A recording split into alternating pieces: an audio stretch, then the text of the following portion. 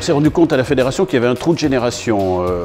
On a 2 pilotes en MotoGP aujourd'hui, il y a Fabio et Johan, mais derrière, pas de pilote en Moto2, pas de pilote en Moto3, et on avait besoin donc de renouveler les Français en Grand Prix, et donc c'est pour cette raison qu'on a décidé, avec Claude Michy, de mettre en place cette structure.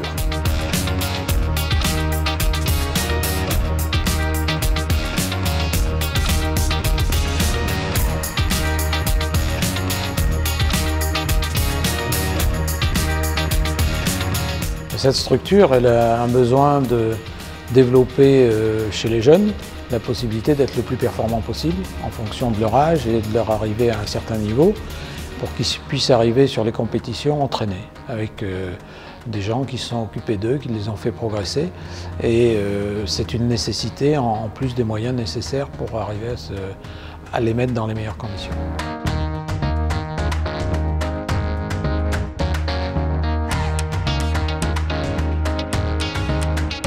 L'objectif, c'est d'amener ces pilotes en Grand Prix et pour organiser ça, eh ben, on est en train de travailler sur de la préparation physique, sur des entraînements qui se font avec Thierry Van Den Bosch, qui est un pilote supermotard 4 fois champion du monde, qui a fait du supermotard, qui a fait du motocross et de la vitesse, et donc il a absolument toutes les ficelles des métiers. Et donc aujourd'hui, pour nous, l'objectif est d'arriver à former ces pilotes pour pouvoir les amener en European Talent Cup et pour pouvoir performer aussi pour Clément Rouget en Red Bull Rookie Cup.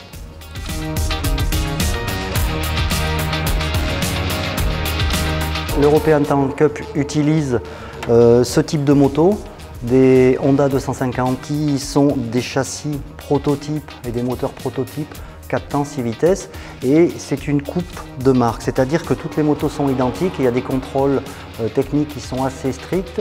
Ça nous permet vraiment de travailler avec les pilotes sur vraiment l'amélioration du pilotage. Notre objectif, c'est de mettre ces 2 garçons en Grand Prix. Alors dès l'an prochain, dès 2020, pour Clément Rouget, en Moto3 donc.